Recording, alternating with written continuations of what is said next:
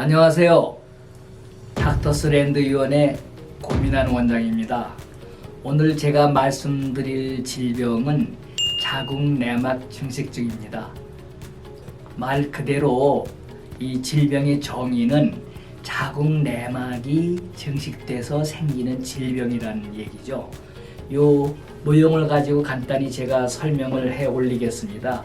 요 부분이 자궁내막이거든요. 요 자궁내막은 월경을 일으키죠.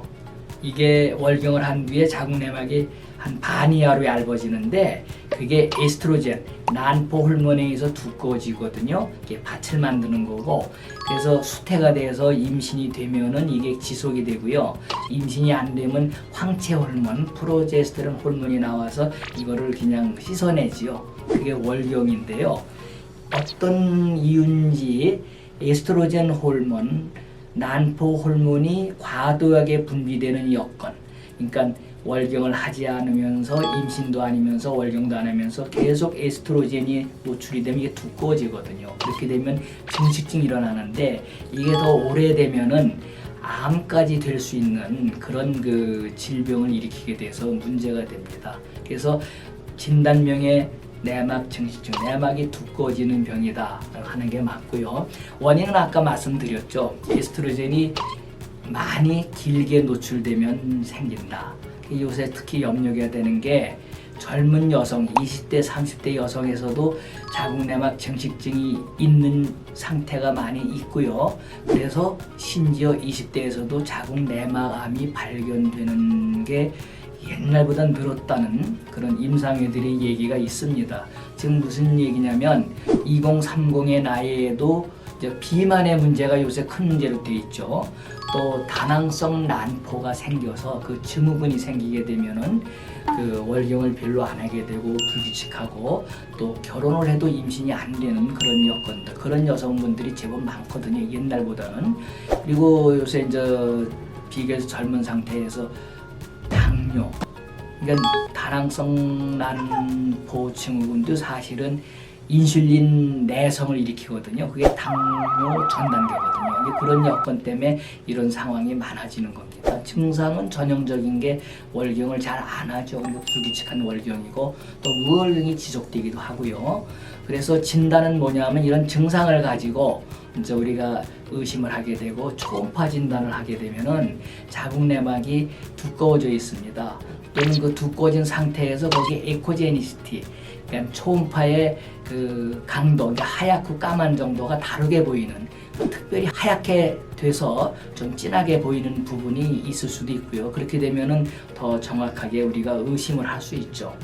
확진을 위해서는 자궁내막 소파 수술을 하게 됩니다. 단순 소파술, 부익 소파술을 해서 좀 더 정확한 진단을 내리고요. 요새는 통증을 줄이고 좀 의사 입장에서 간단하게 하기 위해서 흡입관을 통한 흡입을 해서 많이 하는데 요거는 사실은 샘플의 양에 문제가 있을 수 있습니다. 그래도 좀 이상하다 하면 우리가 자궁경으로 직접 보죠. 육안적으로 봐가지고 또 그 어떤 이상한 부위만 또 조직 점검을 또 따로 할 수도 있습니다. 그 조직으로 진단을 하면 나타나는 그 병명이 있는데요. 단순 증식증, 복잡 증식증, 비정형 증식증이 있습니다. 그럼 비정형은 암이 될 수 있는 거고요. 한 20%, 30%에서 그냥 놔두면 암이 될 수 있다고 합니다.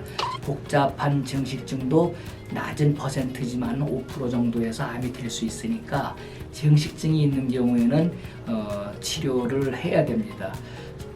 증식증만 있다고 생각할 경우에는 양성인 경우에, 예를 들어서 복잡이나 비정형일 경우에는 좀 더 신경을 써서 소파 수술을 해서 내막을 다 긁어내고 그 다음에 그 호르몬제로 된 항암제를 쓸 수도 있습니다. 우선 약물 치료죠. 거기에 쓰는 약물이 프로제스테론 제제인데요.